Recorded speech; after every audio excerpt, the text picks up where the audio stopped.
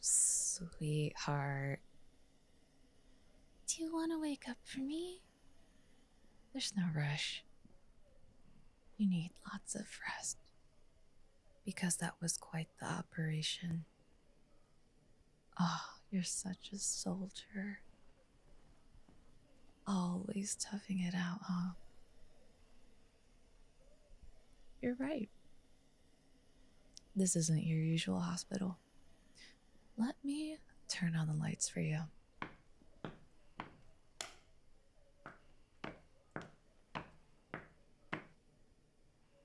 Now, you're still very sick. You need to stay in your cot. Doctor's orders. Or my orders, I should say.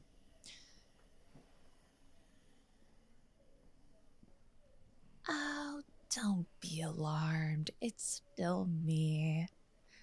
I've gone through some changes, but that green undertone that my skin picked up is a bit regrettable.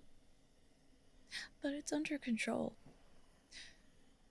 Okay, hold on. Maybe let me start from the beginning to catch you up. I think it started the first time my little sister brought you over to our house. You two had been playing outside, but your heart was getting tired, so you came inside and lay down. My sis was still outside with her toys, and I guess she wasn't really concerned about you at that age. But you looked so sad, and I got a little soft spot for you. I'm bringing you some soup, watching anime, just talking with you. You were so well behaved for a little kid, and I could talk to you about what I was going through in my life, and you would just listen. I'd tell you all about my crushes, and you would tell me about going in and out of surgery for your bad heart. I didn't think that was fair. That such a cutie with emotional intelligence like you would have heart failure of all things. So those times that I took care of you, it really made me want to be a nurse. And then I heard about your surgery. That's what pushed me. If the best surgeon in the world couldn't fix your heart, then I needed to become an even better surgeon to do it. I started to realize that there were problems with medicine. Blind spots. Ideas that would revolutionize what's possible, except for whatever reason everybody else was afraid to try. But if it might cure you, then I had to do it. I really had to do it. No options. But, oh, it's not so scary. Trust me. For most of human history, dissecting human bodies was forbidden. And really, when you get down to it, vivisecting a body isn't that different from surgery. Like, I didn't hurt anyone. They had a numbing agent when I did it. I just took them apart while they were still alive. But I put them back together I made them better, even. It's like the next evolution of surgery. I tried to explain that to everyone, but no one understood me.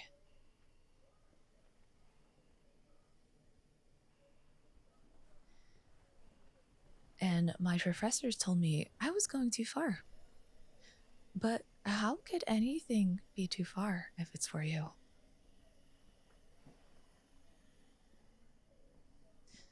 They could not stop me, not even if they revoked my license.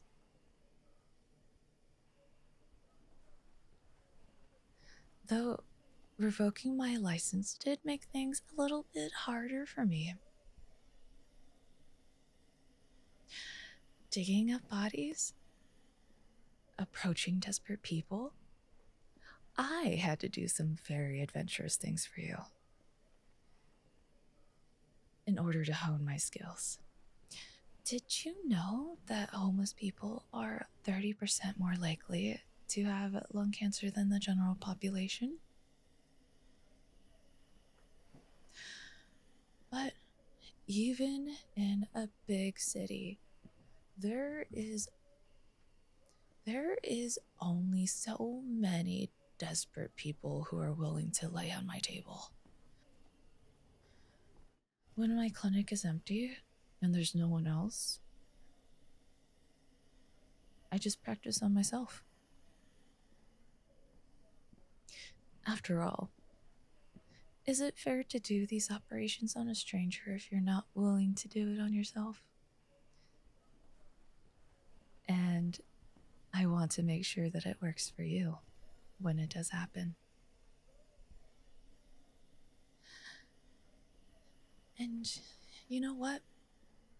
Self surgery was kind of a challenge at first, but I kind of enjoy it now. There is so many things you can do with enough blood and spare parts. These things that people are so afraid of. But if science can help you, then I couldn't let fear hold me back. I can't tell you how many times I opened up my own ribcage to practice opening for yours. And look, I ended up installing a hinge. See? Now I can rotate my lungs in less than an hour. It's so cool. I love taking a long weekend and playing around with my spine. Oh, and I'm figuring out how to socket in a second pair of arms. And once I do that, operations should take much less time, and time is blood after all.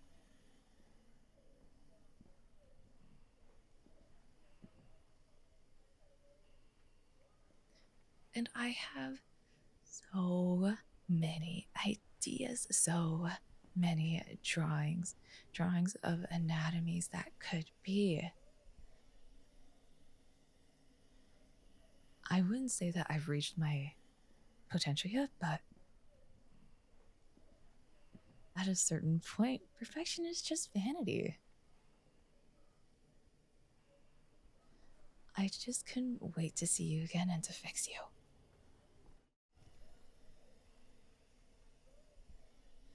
I was certain I could get your heart to behave and get you out of that nasty coma. So I called up some of my friends and they took you out of that clinic, out of that hospital in a body bag, and I checked you into my clinic. I was so happy. I could just kiss you. Mwah. It made me so sad to keep you in a coma.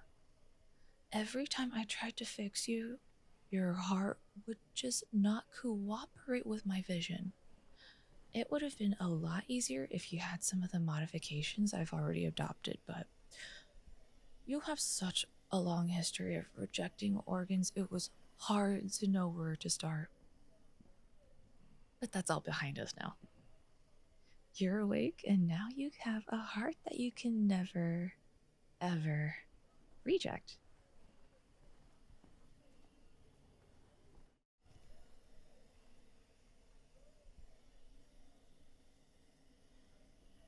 It's my heart. And I am quite proud, actually. It might be decades before any doctor repeats the double auto heart transplant. And it was the most logical way forward. My heart is so enhanced at this point. I'm expecting it will last for the next 200 or 300 years if you take care of it.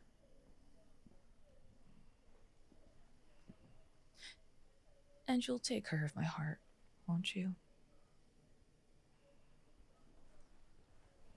Thank you, sweetie. My heart will take care of you too. Your immune system is rather pathetic. I'd like to see your white blood cells even try to reject my heart. No, we can wean you off of all of those immune suppressant drugs and get you nice and healthy. And similarly, your weak little heart in my chest, I'll take such good care of it. I'm gonna give it, what would you call it? Tough love. Right now, I'm using muscles in my chest to force it to beat properly. But tomorrow, I'll get a proper chance to take apart your heart and clean it. And I'm going to make your heart strong, and I am going to fix it.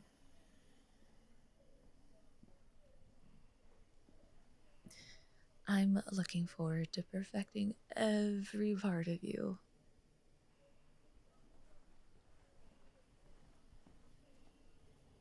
Huh? Is that? Oh no. No, no, no. We are nowhere close to done. That cot's big enough for two, right? Why don't I just crawl in with you and tell you what I'm thinking? I was just thinking that there's really no point in not taking my experiments as far as I can. Because I've got a steady supply of patients at my street clinic, and my services are highly priced by the underworld. There's a big aftermarket for organs, and let me tell you, if you're the only person in the world who can reanimate a mafia boss after a hit, you can basically charge whatever you want.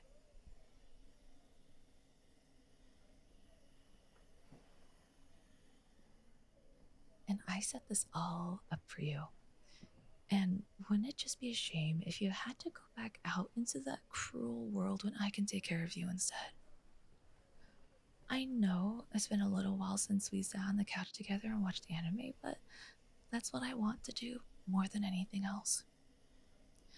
I want to be with you and take care of you, and just like when you were sick, I knew it was my destiny to heal you. That's the paradox, that I need you to be sick, and I need to heal you. But it does have a solution, one that will have you constantly needing bed rest so I can dote over you. I'm going to put you under the knife every single day. That won't be too intensive a schedule by my calculations. We'll get up really early in the morning for your operation,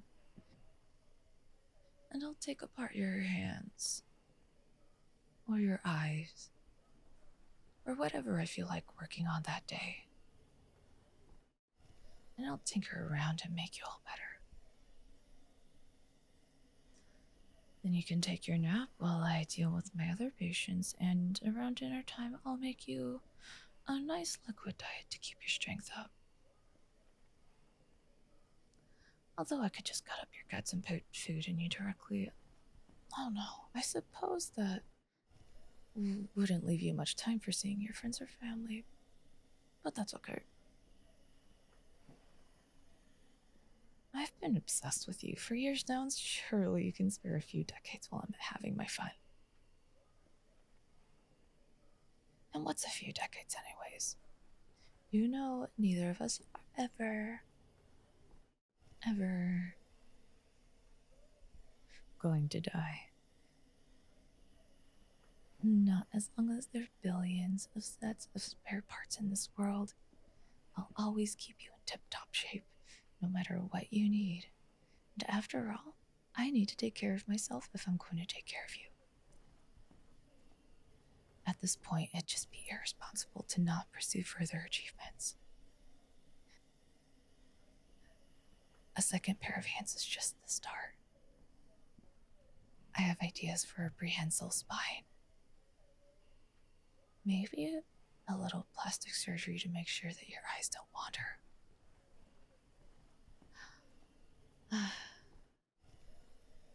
We'll just harvest what we need to live comfortably.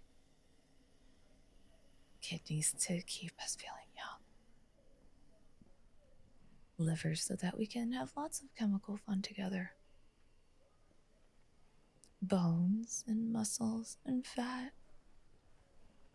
To me, they're all seeming like so much raw material. We can be whatever we want. Or whatever I want. And I can make you taller. I can make you shorter if you want. Stronger. Weaker. If I ever get tired of handcuffing you, I could just detach your nervous system. No, that's not a good idea. How about I install a second brainstem that controls your heart and lungs, and then you would stay healthy, even if you were paralyzed. Wouldn't that be fun? And I know it might sound scary at first, but after a few days or weeks, it might turn into a positive thing. Thinking about how much can be taken away from you will help you remember how much you have. And then you can practice gratitude towards me for every breath you take and every finger you twitch. Every sensation you feel, more than what you experienced in a coma, and it is a gift from me to you. And if that's not love, I don't know what is.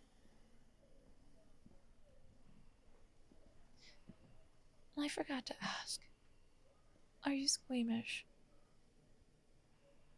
Because if you're not, I'd love to talk to you when I operate. So many of my techniques are a secret.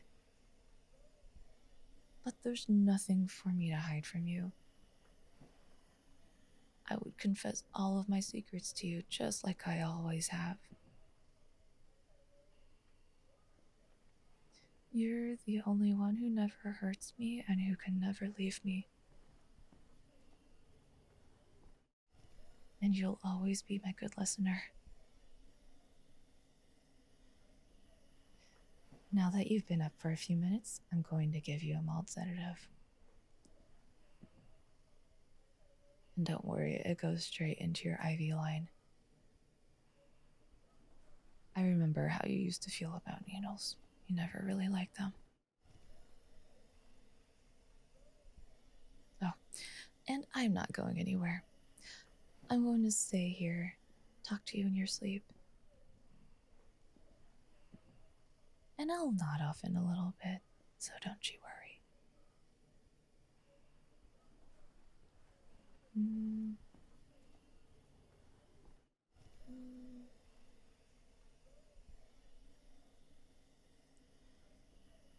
Go to sleep. Go to sleep.